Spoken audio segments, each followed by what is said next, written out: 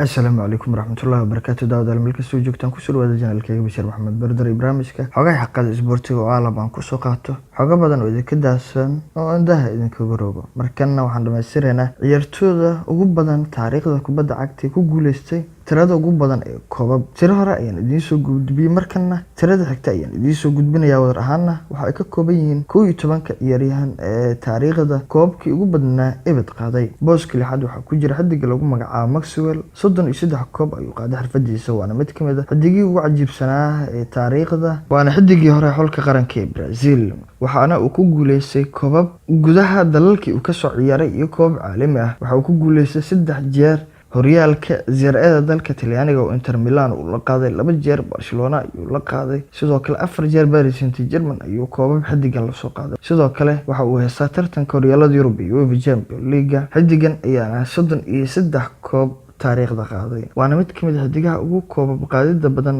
ee kubadda cagta taariikhda bandhig cajiib ah iyo nawaayihiisa kubadda cagta soo sameeyay shanaad waxa ku jira Andre Iniesta 33 koob ayuu qaaday ilaa iyo dhamaadka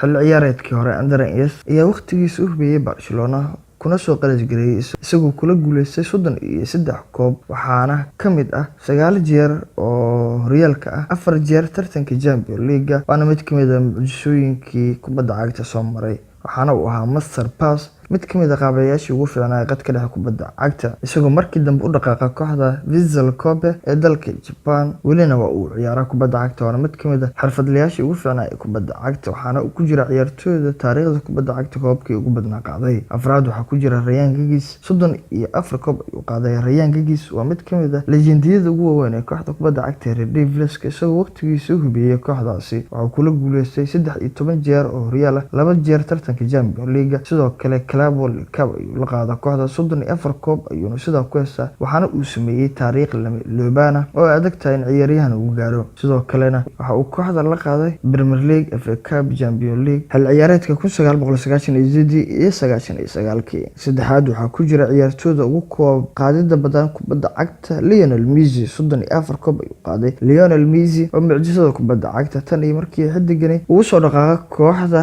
isagoo ciyaar iskuul ah waxa uu kooxda la qaaday koobab cajiib ah waxa uu heystaa bilado sharafeed isagoo u gaara sanado badan waana mid kamid ah xidigaha sida aadka ugu najaxay waayihiisa kubadda cagta xidigan ayaana wax walba ku guuleystay kaliya xidigani waxa ka dhiman in xulkiisa uu koobab la qaado balse waayihiisa kubadda cagta ee heer nadi waxa uu u qaaday koob kasta oo kubadda cagta laga ciyaaro balse ceebta ugu weyn xidigan haysata ayaa ah in xulkiisa qaranka aanu wax u qaban isla markaana koobab aanu u qaadan xidiga lagu magacaabo Lionel Messi 33 koob ayuu sidaa ku qaaday Lionel Messi welina waa uu sii wadaa isaga oo xulkiisana la qaaday hal koob oo ah Olympic gooliga xidigan ayaana 33 koob u qaaday kooxdiisa Barcelona waana ku guuleystay abaalmarinta 5 jeer FIFA Ballon d'Or labaad waxa ku jira ciyaartooyda ugu koob qaadida badan dunida Alexander Kofiskey oo 36 koob qaaday Alexander ayaana xirfadiisa kubadda cagta waxa uu ahaa mid koobab badan ku soo hantay kooxda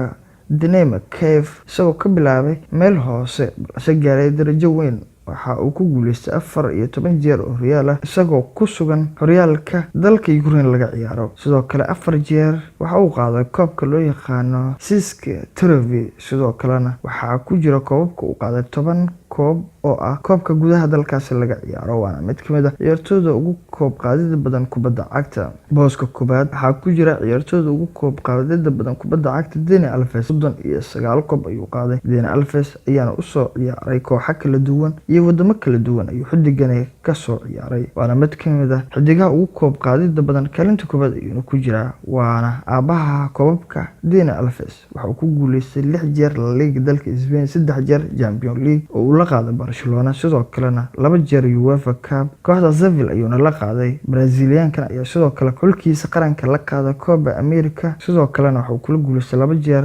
Confederation Cup ilaa haddana waa uu ciyaaraa waa active welina koob waa ay u sii kordhi karaan asaga ciyaartooyda kale haatan kubadda cagta guud jira kuwaasina waa ciyaartooyda ugu koob qaadida badan kubadda cagta waayooda kubadda cagtana guulo waaweyn soo gaaray isla markaana hantay koobabka ugu badan taariikhda kubadda cagta waana ciyaaryahanno iconic ah mar walba kubadda cagta ka tilmaaman tan iyo barnaamijkan lamida nabadgelyo